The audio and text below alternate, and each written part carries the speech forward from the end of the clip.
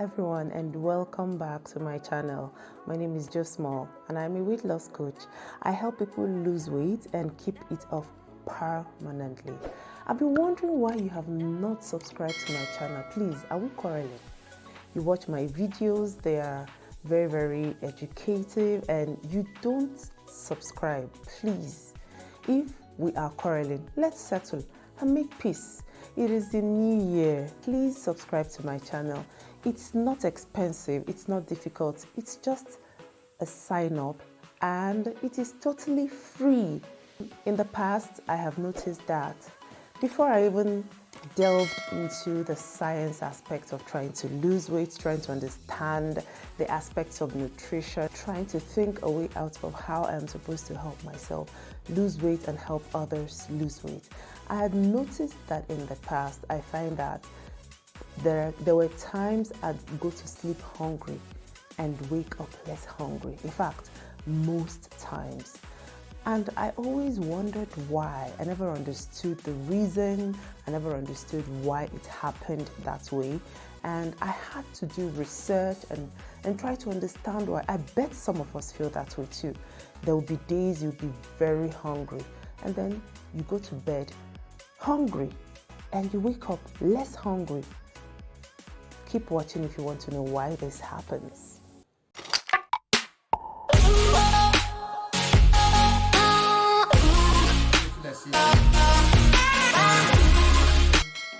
Welcome back. I hope you have subscribed because your support is very important to us. Now, how often one feels hungry at a given point depends a lot on the level of sugar in the person's blood. The human body, your body, my body, enters a fasting state as soon as digestion is completed. Only when digestion is completed.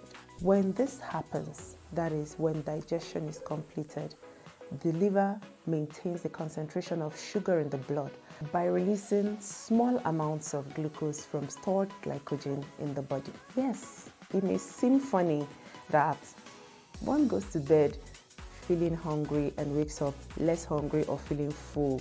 This happens to a lot of people. In fact, it happens to me all the time. I know you must have experienced this too. Now let's break it down a little why this happens. When you go to sleep, your body, my body, our bodies go into a fasting state, and something very interesting happens at this point. Our big meals usually contain a great amount of carbohydrates, which by the way is good, seeing as carbohydrate is one of the main source of energy for our bodies, your body, my body. We all need carbohydrates. So eliminating carbohydrates from your meals is like you're depriving your body of a great source of energy. In fact, our brain cells and muscles prefer carbohydrates over other sources of energy, and that by no way means it should be consumed in excess. Moderation is key. However, our bodies need only so much carbohydrates for us to be able to go about our daily activities. This means that you should not eat in excess. It's just small amounts, and you should not accumulate the excess carbohydrate in form of glycogen in your system. Therefore, in people without metabolic disorders, the excess carbohydrates are converted to complex chains of glucose and stored in the liver and muscles as glycogen. So now we know what glycogen is. These are complex chains of glucose, and they get stored in the liver or the muscles. When you haven't eaten in a while, your blood glucose level drops slightly. In order to cater to the energy requirements of the body, the liver goes ahead to break down this stored glycogen, that is the complex chains of glucose stored in the body as glycogen. Now the liver goes forward to break this down and supplies energy to the muscles and cells of the body so that they can go ahead and perform their duties. And that is why when you are in a fasting state, you may be hungry at some point, and after some time you find out that you're no longer hungry because your liver is already performing its due function, and that is if there are no metabolic disorders. Thanks to this stored glycogen, humans can last for hours, even days without eating. And that is why when someone says, I've gone for 4 hours and I feel like I'm going to faint, you're not going to faint. If you do not have any metabolic disorder, you can continue without actually feeling hungry after some time, and you can survive. The primary reason behind going to bed hungry and waking up less hungry in a healthy individual is the carbs that they consume during a meal are slowly used up when they go about performing their daily activities. As a result, if there is a considerable time gap between dinner and bedtime, let's say 3 to 4 hours, then they start feeling hungry as their blood glucose level drops within that time gap. However, this is where the interesting thing happens. When the blood glucose level becomes too low, the liver starts performing its activities. Like I said earlier in this video, I explained that the liver goes on to break down the complex chains of glucose that is stored as glycogen, and then it starts supplying energy to the brain cells, the muscles, all the parts of the body that need energy to perform their daily activities. So this is where it happens. That is why when you are asleep, you do not feel hungry. When you get really hungry and go to bed, you wake up full. Your body already knows that this person is not eating at this time, and this is what the cells or the muscles in the body need. Now the liver goes on to break down glycogen and supplies energy to all the body parts. I love to refer to the liver as the main distributor. When you wake up, you feel less hungry because the liver has gone on to do its job. It has maintained the blood glucose level while you were asleep, and that is why you wake up less hungry.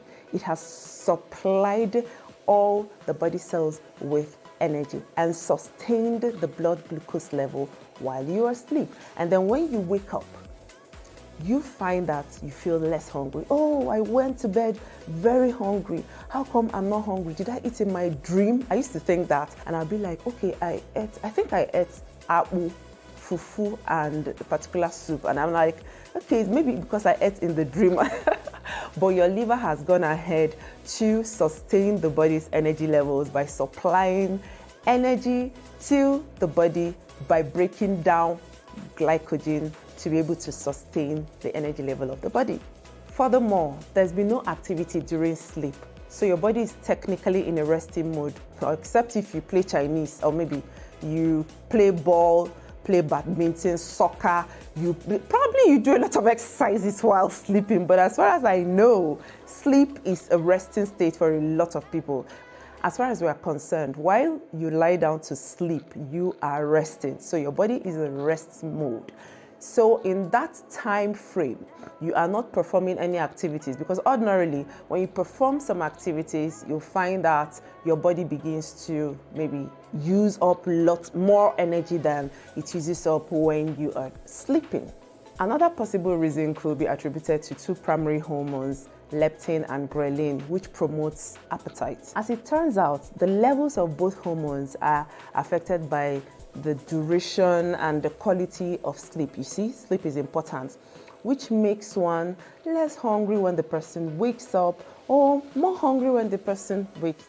On the other hand, ruling out metabolic disorders, some people go to bed feeling more hungry and wake up hungrier, and that could be as a result of a high carb meal that they had before going to bed. And I always encourage a lot of people to eat 3 to 4 hours before bedtime. Go at least 80% of digestion would have taken place. But if you eat few minutes before bedtime, sometimes you find that you are restless, your sleep quality and duration is shortened, and you may or may not wake up hungry when you go to bed. But a high carb meal can go a long way to make you wake up feel hungry. I usually encourage people to go for low carb meals and lightweight meals, just small amounts of food and few hours before bedtime. For example, if you usually go to bed at 10 p.m., I encourage people to eat or have their dinner at 6 p.m. That way, you're able to get quality sleep and great sleep, great rest. So I've learned that it is important that you eat few hours before you go to bed. Now, as I have explained this, there'll be more videos coming your way, more educative and interesting videos coming your way. I hope that you subscribe to our channel. We're not quarreling. Please subscribe to our channel and support your girl. This is a new YouTube channel, and without your support, we will not grow. Thank you for watching. See you soon, and Happy New Year.